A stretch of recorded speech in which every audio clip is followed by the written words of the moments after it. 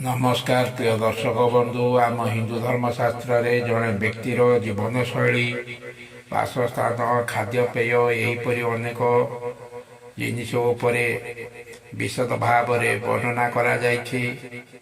सी आम हिंदू धर्मशास्त्र हो ज्योतिष शास्त्र हो कि वास्तुशास्त्र हो यहीपरि अनेक धर्मग्रंथ मानक आमर परंपरा आमर चलणी को नहीं महामनीषी साधु सन्थ माने अनेक तथ्य प्रदान करिसेंती जहाँ जड़े व्यक्ति पक्षरे जानिबा संभवपर मध्य नुहे। आज वास्तुशास्त्र मतरे केउ तीनोटी जिनिष रोषेई घरे आम हाथरू खसीगले या निश्चय आमको अशुभ संकेत देता है। एपरिक आमर विपुल धन हानि हेबार संकेत देता है।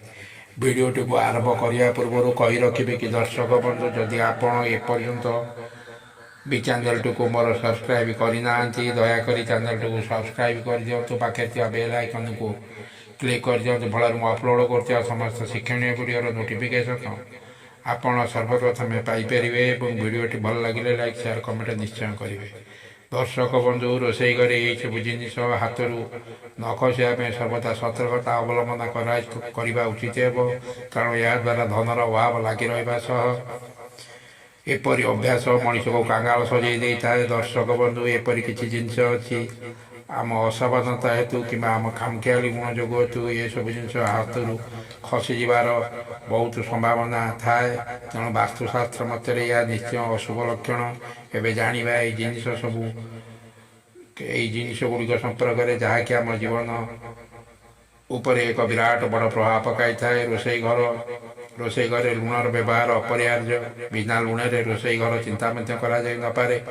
यह खाद्य को स्वादिष्ट कराई थाए। खाद्यर स्वाद को स्वादिष्ट कर लुण शुक्र एवं चंद्र ग्रह प्रतिनिधित्व करें। तेणु लुण हाथ खसीजा आदम शुभंकर नुहे। तेणु आपण को विभिन्न प्रकार यह आपण को विभिन्न प्रकार समस्या देखा देवार यह संकेत देता है। तृतीय जिनसटी है सोरीस्थल। सोरीस्थल संबंध शनिग्रह सह जड़ित। तेणु हाथ सोरीस्थल खसा आदम शुभंकर हो न पारे। याद्वारा शनिग्रह क्रोधित हो नादादी अनिष्ट साधना करते। शनिदेव को संतुष्ट करें जीवन में असंभव कार्य संभव होता है। तेणु शनिदेव को आदम असंतुष्ट करने उचित नुहे। तृतीय जिनसटी है खाद्य पदार्थ। जेकोसी खाद्य पदार्थ रोषेई घर हाथ खसी द्वारा माँ लक्ष्मी माँ अन्नपूर्णा रोष प्रकट करद्वारा आम लक्ष्मी चढ़ा हो पड़ू। फल आमको दाना कना मिल जाता है। तेणु ये तीनोटी जिनिष तथा लुण सोरीस्थल और खाद्य पदार्थ रोषेई घरे एपरी हाथ न खसे से प्रति सर्वदा ध्यान देवा उचित हे। भिडियोटी भल लगी चैनल को सब्सक्राइब करेंगे। भिडियोटी गोटे लाइक करेंगे। भिडियोटी को बहुल मात्रा शेयर करने को अनुरोध रोच। धन्यवाद। नमस्कार।